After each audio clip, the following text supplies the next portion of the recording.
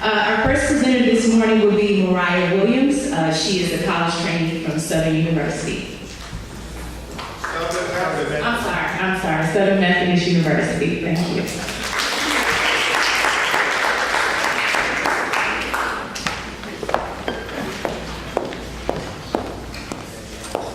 Good morning. My name is MariahWilliams. I'm a sophomore at Southern Methodist University, and I'm from Chicago, Illinois. Last summer, I had the privilege of working in Vancouver, Canada at Royal Columbian Hospital, and my project was entitled Sternal Closure by Means of Rigid Plate Fixation in High-Risk Patients After Open Heart Surgery. So this was a completely clinical project. Oh, and I worked under the mentorship of Dr. Mark Kearns. So for background, median sternotomy provides access to the heart and lungs by means of dividing the sternum. And the conventional method of reclosing the sternum is to use with stainless steel wires. But this method fails to avoid sternal wound complications in many of the high-risk patients. Therefore, we have been focusing on rigid plate fixation. And with that, they use a plating system, and it is plated with screws past the soft tissue and into the bone of the sternum. So as you can see in this image at the left, this is the stainless steel wiring that is used, and at the right, this is the rigid plate fixation, and you can still see that there is some stainless steel wiring at the top and bottom, but the majority of the sternum is covered with the plating system. Sternal wound complications can include mechanical as well as infectious complications. So mechanical complications would include instability as well as a dehiscence, which is a tear, so you can see separation in between the sternum. And infectious complications would include superficial or deep wound infections. And the deep wound infections cause the majority of the deaths and the mortality that you would see in the complication rate. So sternal wound complications only occur in less than 5% of those who receive the median sternotomies. However, once you have developed a complication, then this is supposed to be greater than, but the mortality rate will be greater than 15%, which is why this is so important to research. The risk factors that we have compiled, it has been studied over a few decades, maybe two. We looked at patient variables and intraoperative variables. So for example, you can see COPD, that as well as smoking, that can be a risk factor because those people have excessive coughing, and diabetes mellitus as well as hypertension. It is seen to be a correlation between the insulin or glucose rate as well as that correlates to infection rate. Also obesity, with that you can imagine there's extra pressure applied onto the sternum, so if there's something as small as the stainless steel wiring is not supportive enough for those with extra pressure on their chest, it's too much tension on that. And then osteoporosis, their bones aren't as strong enough to support it. And then you have the intraoperative variables such as the blood transfusion, an off midline sternotomy, and a transverse sternal fracture. And that fracture could develop into a dehiscence. So here are two images. At the left, you see a successful rigid plate fixation system. At the right, this is an example of a dehiscence. You see the sternum is dividing itself. And based upon this, they have developed different configurations of the plating system. So at the left, you see there's the bone system. So it's like a bone shape. And they decided to just create different models of this plating system in order to better fit different types of patients.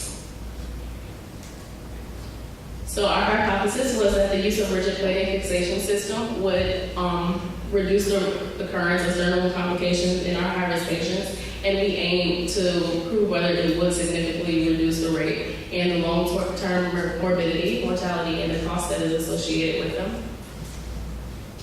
This was a retrospective cohort study, so I collaborated with a doctor. He's a surgeon in Vancouver. I went to his hospital every day, and I was able to get access to all of his patient files from the past maybe 20 years.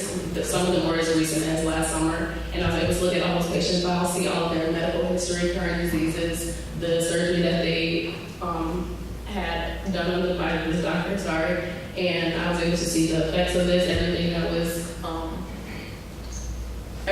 done to these patients, and a 30-day, we looked at 30 days after this procedure date to see if they developed mortality rates or if they developed complications or not, In the patient population, we had about 77 patients, And we included those who were high-risk patients, which were they had 2 or more risk factors for developing a sternal wound complication. And these were only the patients that did receive rigid plate fixation, not the circlage wires.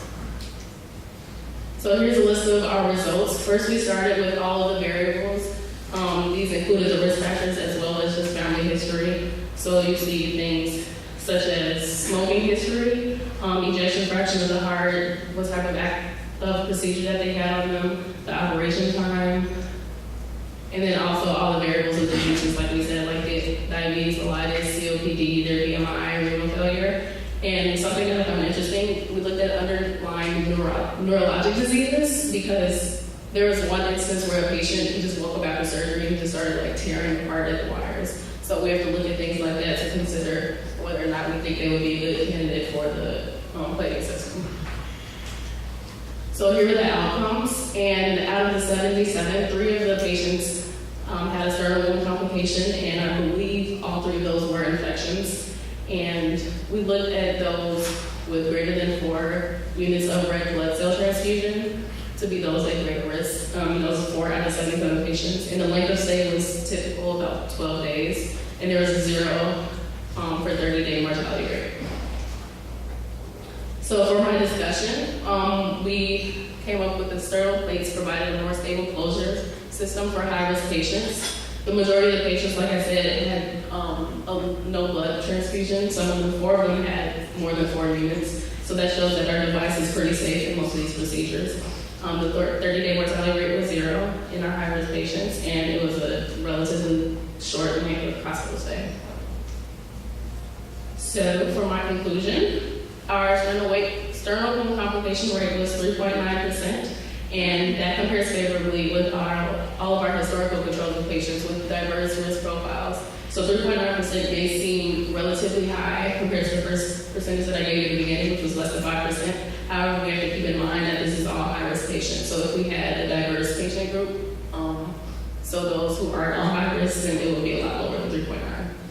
So based upon this, we conclude that sternal closure by means of rigid plate fixation appears to prevent sternal wound complications in many of the high-risk patients. These are my acknowledgments. My mentor, Dr. Mark Kearns, and everybody in my lab, and HLI, University of British Columbia, St. Paul's Hospital, Royal Columbian Hospital, and PSTP for providing me with this opportunity. And that is all.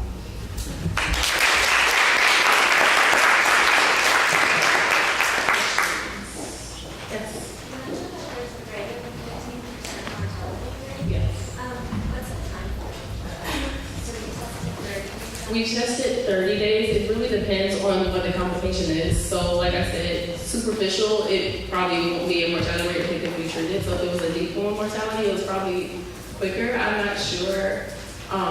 We focused on 30 days, so I assume that if it was like a deep wound complication, then it would affect the patient within the 30-day time span, but I'm not sure the typical. Any more questions?